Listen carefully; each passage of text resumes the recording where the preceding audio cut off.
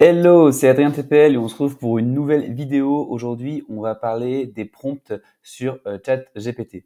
Parce qu'effectivement, le prompt, déjà, c'est quoi un prompt? Un prompt, c'est simplement le fait c'est l'entrée en fait. C'est l'input.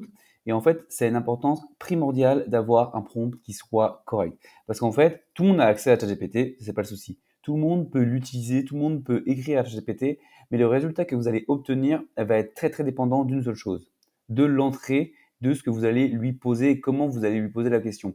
Donc, il y a pas mal de petites choses à voir. C'est pas très complexe, mais ça peut littéralement changer ce que vous ressort ChatGPT et donc derrière la qualité des réponses. Et si vous l'utilisez pour faire de la rédaction, pour faire de la réponse d'email, pour faire des fiches produits, forcément, ça a un intérêt puisque le contenu qui sera généré n'en sera que meilleur.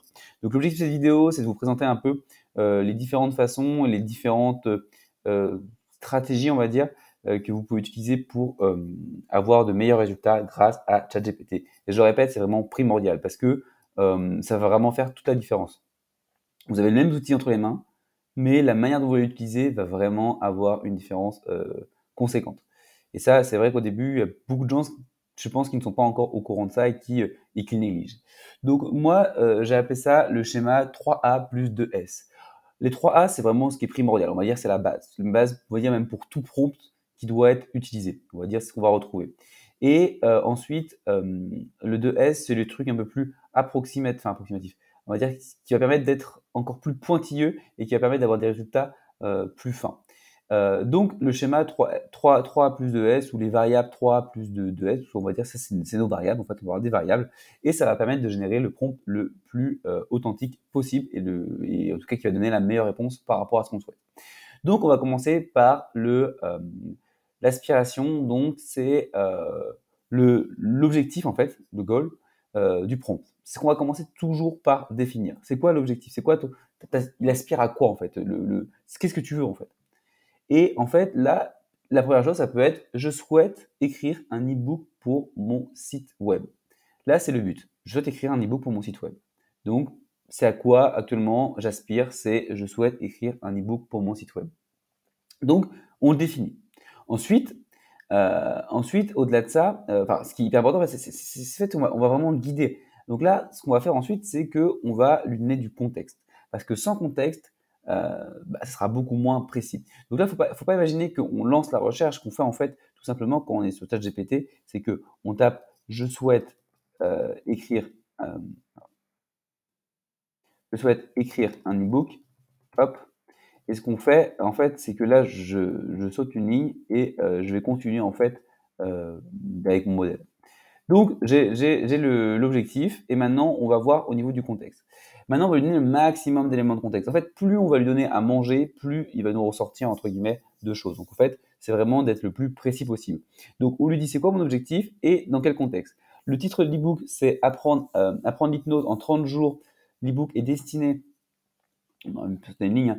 L'e-book est destiné aux hommes de plus de 30 ans. Bon, c'est un exemple, hein. L'e-book sera disponible gratuitement sur mon site web. Les prospects devront indiquer leur mail pour télécharger l'e-book. Donc là, on lui donne des éléments de contexte. On lui dit vraiment, OK, ça sert à quoi en fait cet e-book là? Quel est le titre? À qui il est destiné? Où il va se trouver l'e-book, etc. En fait, on lui donne de la matière. OK? Donc ça, c'est la deuxième chose. On a d'abord l'objectif, le contexte. Toujours. Donc là, pareil, c'est comme si on allait écrire le contexte ici.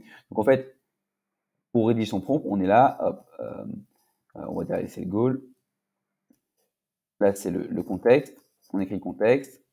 Là, ensuite, on va écrire la troisième étape qui est l'ambiance, la demande, l'ask. Et en fait, là, c'est simplement la demande. C'est-à-dire que, OK, maintenant qu'on a défini notre but, le contexte, on va lui rédiger une demande qui soit la plus fine possible. Qu'est-ce que je veux? Quelle est la sortie que je veux? OK, à la base, j'ai une aspiration parce que je voulais faire de la rédaction, je voulais faire ci, je voulais faire ça. Je lui ai donné le contexte, dans quel contexte je voulais le faire. Et maintenant, je vais me dire, OK, précisément, qu'est-ce que je veux? Qu'est-ce que je veux? Donc là, pour l'ebook, c'est rédige-moi un texte de 3000 mots avec au minimum 4 chapitres. Et là, on lui donne vraiment ce qu'on souhaite en sortie. Et donc là, il faut être précis sur le format, sur la nature, sur la quantité, sur la manière dont c'est structuré, sur la forme, sur la structure. Voilà, sur un ensemble de choses. En tout cas, il faut lui donner un maximum de précision. Mais de toute façon, à chaque étape, plus vous allez lui donner de précision, plus ça sera précis au niveau de la réponse. Mais là, bon, pour moi, c'est juste un template. Ça veut dire que vous pensez toujours aspiration, ambiance, ask. Donc, en français, objectif, contexte, demande. Donc, l'objectif là, ça va être du coup de rédiger le texte de 3000 mots avec au minimum 4 chapitres. Ok? Donc ça, c'est vraiment la base, on va dire, pour tout prompt, c'est de lui donner vraiment tous ces éléments-là. Alors, à l'inverse, par exemple, si on avait juste, si on avait un peu fait comme classiquement les gens y font, ils auraient tout simplement dit, écris-moi un e-book de 3000 mots. 3000 mots au sujet de l'hypnose ou 3000 mots pour apprendre l'hypnose en 30 jours.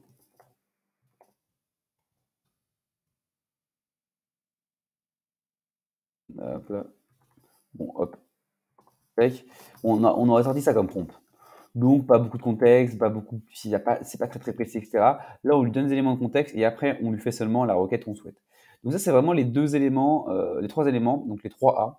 C'est pour ça que j'ai cherché des mots qui étaient un peu dans la même sémantique que ce que j'ai mis en parenthèse pour que ce soit plus facile à retenir. Je sais pas si ce sera plus facile, mais en tout cas, voilà, moi, c'est mon schéma que je me suis fait. Ensuite, au-delà de ça, c'est que quand vous avez ça, vous avez un prompt qui est déjà super. C'est du prompt déjà, voilà. Mais pour ceux qui souhaitent encore aller plus loin, on va pouvoir encore donner plus de contexte. Et on va pouvoir aller voir tout ce qui est posture et une sorte de situation. En fait, on va le mettre en situation, simplement. C'est agit comme un rédacteur expérimenté. Donc là, on pourrait imaginer que, en fait, on lui dise, au plus de ça, d'agir comme un rédacteur expérimenté. Et ça marche super bien. On a fait des tests et les tests sont assez concluants quand on lui dit de se comporter d'une manière, en fait. Un comportement. Dire, imagine que tu es un chef pâtissier qui doit écrire une recette sur. Imagine que tu es un copywriter d'exception et que tu rédiges une page de vente sur. Voilà. Tout ça, c'est lui mettre du contexte et franchement, ça marche assez bien. Imagine que euh, tu es Elon Musk qui écrit un tweet. Voilà. Et forcément, lui, ça va guider forcément sa réponse. Et la deuxième chose, donc vous pouvez tout mettre dans un même prompt, dans une même demande. Donc ça veut dire que, comme je disais tout à l'heure, vous citez des lignes et vous mettez tout. Mais après, le but, c'est que vous pouvez aussi des fois, quand il s'agit de la situation du style, voilà, piocher parmi les variables et en fonction de ce que vous souhaitez, parce que des fois, il n'y a pas forcément besoin de prendre de posture ou de style, c'est ce qu'on va voir maintenant. Le style, c'est tu dois être créatif et ne pas avoir peur de choquer, de choquer le lecteur, c'est-à-dire là, c'est vraiment le style d'écriture. Ça veut dire écris-moi un poème écrit de la façon d'un poème. La posture, ça va être utilise le vouvoiement, utilise le tutoiement.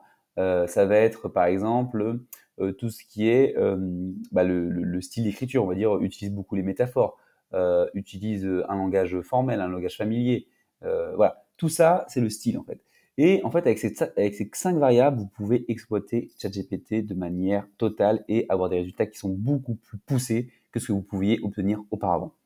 Et donc, voilà, le but, c'est vraiment de prendre ces variables, de les avoir en tête et d'expérimenter. Parce qu'en fait, ChatGPT, la première réponse que vous aurez ne sera jamais la meilleure.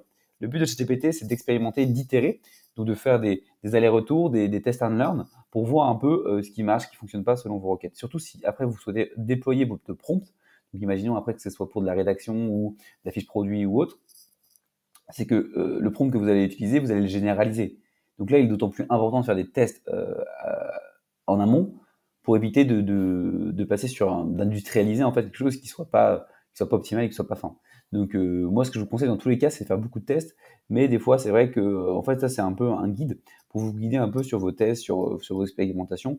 Mais c'est vrai que de toute façon, dans tous les cas, lorsqu'on lui donne un maximum d'éléments, on lui donne un maximum de contexte, on lui donne un maximum de précision, forcément, les réponses seront forcément beaucoup plus cohérentes et répondront beaucoup plus à vos exigences. Donc, par exemple, si on peut lui dire, je ne sais pas, euh, écrit, si on, là, on va pas tout faire, tout le schéma, mais si on s'amuse un petit peu sur la situation, euh, euh, tu es, imagine, tu sois Elon Musk,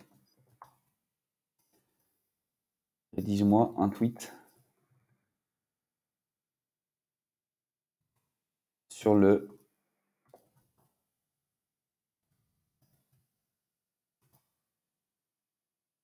sur le réchauffement climatique. Il a dit, voici un truc possible que j'aurais pu rédiger en tant qu'Elon Musk sur le sujet du réchauffement climatique. Voilà, donc il va reprendre aussi les éléments qu'il a lui dans sa base, dans sa donnée, et il va le faire en fonction, quoi. Et c'est vrai que c'est assez cool. Alors là, on voit pas vraiment encore la différence. On aurait pu très bien dire que c'est écrit par quelqu'un d'autre qu'Elon Musk, mais il y a des tests intéressants à faire, par exemple sur euh, écris-moi le écris-moi un poème, écris-moi un poème. Enfin, imagine que tu es poète et que tu me parles et que tu m'expliques le Bitcoin.